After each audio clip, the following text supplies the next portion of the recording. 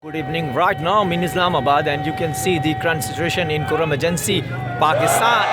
The government does not do anything. That's why the people of Kuram lower center and upper Kuram people, they are going to protest in Islamabad. And we have the spokesperson and researcher from Kuram agency. Sir, we welcome you on our show. And how do you see the current situation and people are going to protest here? As you can see in our background, there are like hundreds of people gathering in solidarity with the protest dharna in Parachanar, where two beheaded deceased corpses are still at the protest, and people are protesting for like opening roads and make sure the government raid and make secure the Kuram Tal Parachanar main road, which is being like a death road for Parachanari Shia community. It's not like it just things happened yesterday. It is like it has a history. Parachanar has a history of conflict and Shia genocide, and we have seen in mainstream media, even the UN General Secretary and Antonio Guterres has mentioned this thing and has contact Pakistani government or maybe their state to take serious action, because there is a humanitarian crisis.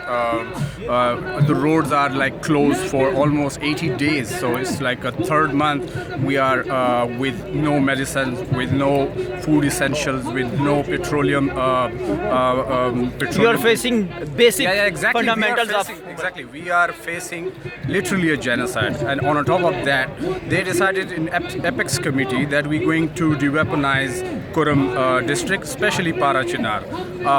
As you can see, there was a bombing yesterday on a Birmal area of Afghanistan, where they claim that they had killed at least a dozen Khawarij and stuff.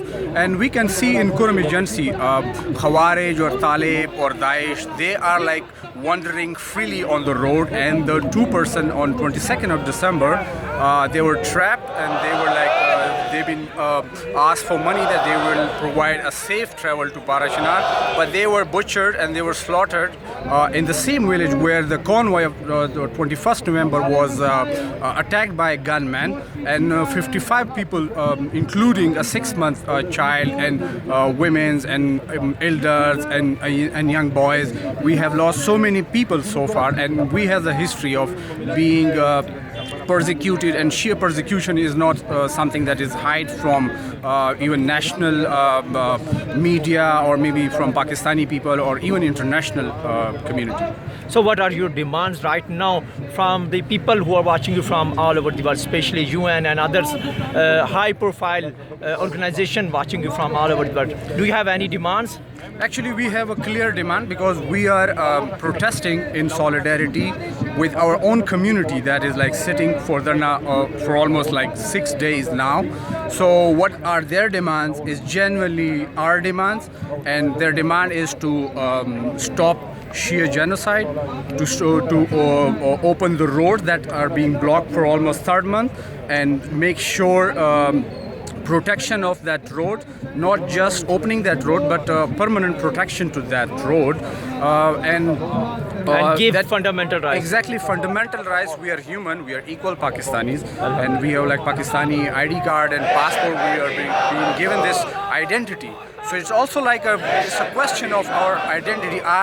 Either we are pure Pakistani or no, or we are a second category or second type of I can population now. Or maybe community. You're native speaker. We agree. Being a Pakistani journalist, I agree with your statement. It was the message. Stay with us. We inform.